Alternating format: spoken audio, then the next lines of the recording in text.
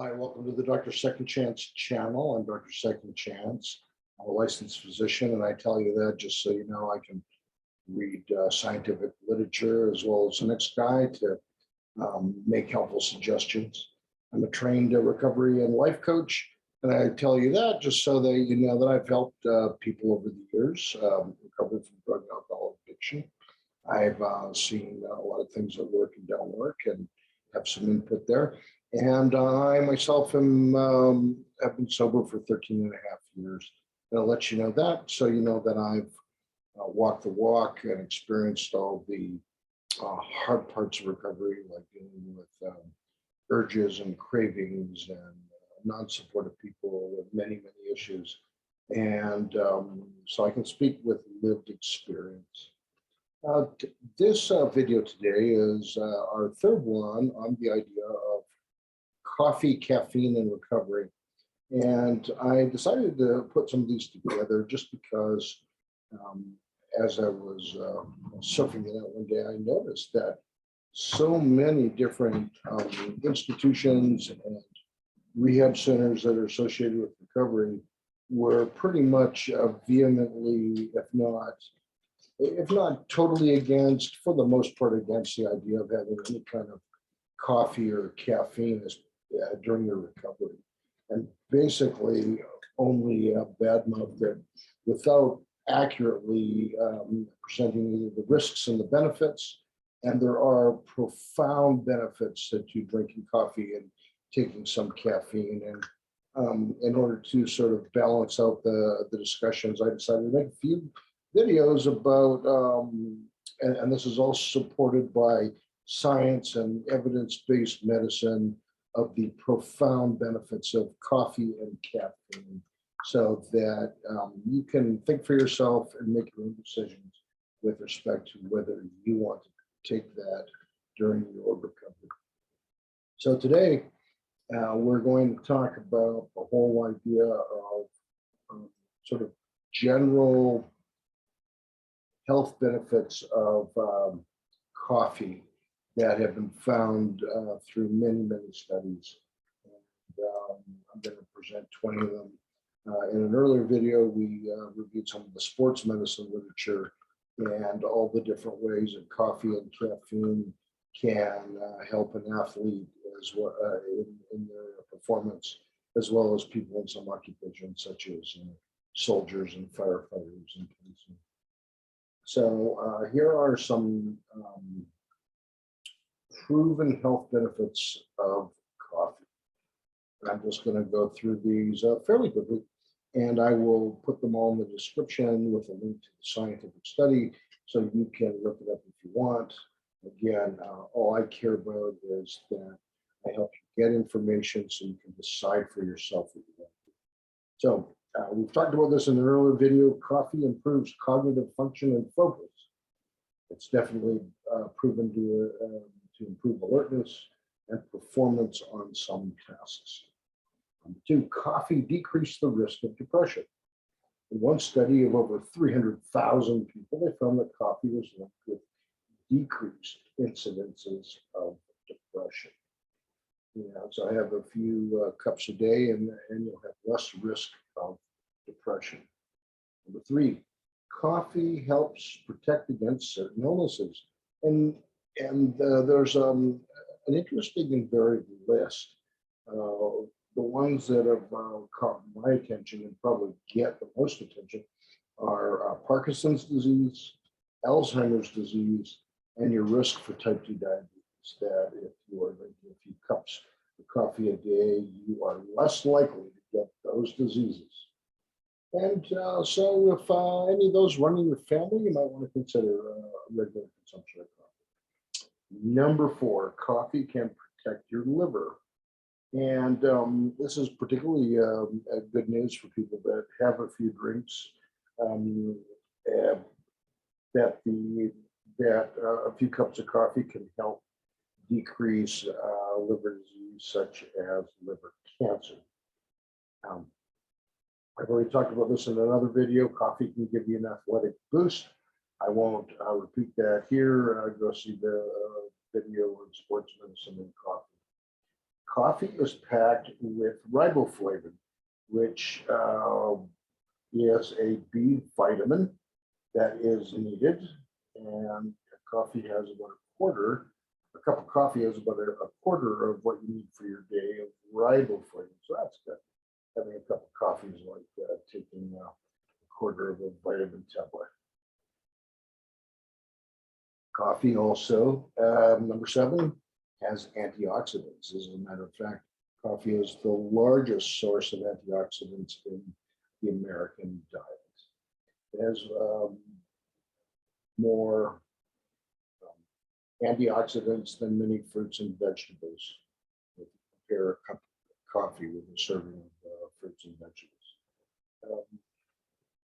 Another interesting study, and I'll put it again in the description, is that there appears to be a link between drinking coffee and less likely dying.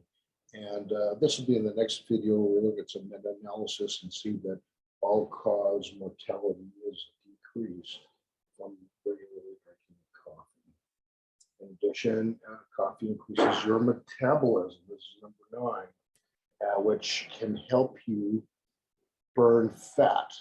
And this is also from the sports medicine literature that coffee and caffeine definitely can increase the burning of fat from your workouts if you take 200 to 400 milligrams an hour before your exercise. Coffee has also been shown to reduce your risk of stroke and heart disease. We'll talk about that a lot more in the next video. Coffee can prevent erectile dysfunction in men. That's a good reason for every man drinking a couple cups of coffee. Coffee can reduce your risk of kidney stones. It does that by about 25%. And the thinking on that is coffee and the caffeine has mild diuretic effect, and that probably helps flush things through the kidney, decreasing the risk of kidney stones. Coffee can prevent gout, which gout is a problem with the high uric acid levels, and crystals get deposited in joints and other tissues, and that coffee can lower the uric acid level in your body, so that seems to help reduce how much people suffer with gout. Coffee may prevent gallstones, and I'm not exactly sure why this is, if that has to do with an increase in the flow of bile through the liver and the gallbladder, so that it's not static and have as much time to form a gallstone. I'm not really sure. But I will post that article. I haven't read that one to know the fine print about why that does, but it sure does. Here's another one that's pretty well known. Coffee improves energy levels. I know you're thinking like, well, duh, but it does, and it's part of the reason many people, of course, drink a cup of coffee. What else? Number 60. Coffee has been linked to different kinds of cancer prevention. And if you're wondering what cancers can be reduced by drinking 2 cups of coffee a day, the answer is colon cancer, endometrial cancer, prostate cancer, liver cancer, and the skin cancer called melanoma. Now, coffee can also prevent eye damage, in particular damage to the retina. Because, oxidative stress can cause retinal problems, and coffee can reduce oxidative stress. So it probably helps prevent retinal disease. Now, here's another one I didn't know for all you people that love to talk about fiber in your diet. There's a recommendation that we consume 20 to 35 odd grams of fiber a day. Well, 1 cup of coffee has about 2 grams of fiber. Now, of course, you're not going to drink 15 cups of coffee to get all your fiber from it. But it's nice to know that a couple cups, even 4 cups, can be, around a quarter of the fiber you need for the day. That's sort of a nice benefit. Another neurologic disease that seems to be prevented by drinking coffee is multiple sclerosis. And this has to do with the fact that multiple sclerosis is what's called an inflammatory neurologic disease, and the antioxidants and whatnot in coffee seem to decrease inflammation. So it can lower the risk of multiple sclerosis. Finally, and this is another one that I didn't know anything about, but I find still fascinating, and there'll be an article posted in the comment section, is that coffee can prevent cavities and periodontal disease. Now, my thinking always was, coffee stains your teeth yellow, and that can't be good. But it appears that there's some other mechanisms. Cavities and periodontal disease are prevented by coffee. So your coffee can stain your teeth, but it still seems to be somewhat protected. So that's it. That's about 20 scientifically proven benefits. Again, in the discussion section, I'll list each of these as well as one scientific evidence paper or resource that you can look up to verify what I'm saying. So again, I'm not saying that you should or that you should not drink coffee or use caffeine when you're recovering from drugs or alcohol.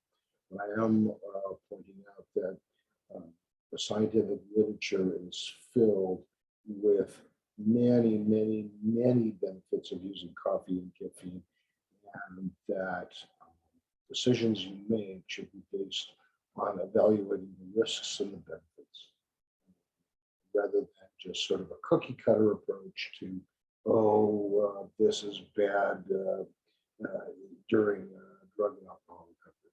It might be for some people. My experience so far after 13 years in recovery has been that lots of people do fine, if not great, adding a few cups of coffee to their diet. It's not. So we will see you the next time, where I will talk either about some more detailed cardiology studies that have come out this year, and we'll also do another session on meta-analysis and just more of the benefits that have been found in combining large studies where they look at millions of people to find out, hey, wow, 20% less people die by drinking coffee. And so I'm excited to put those results out there. We'll see you next time. Please subscribe to the channel, Dr. Second Chance. See you next time.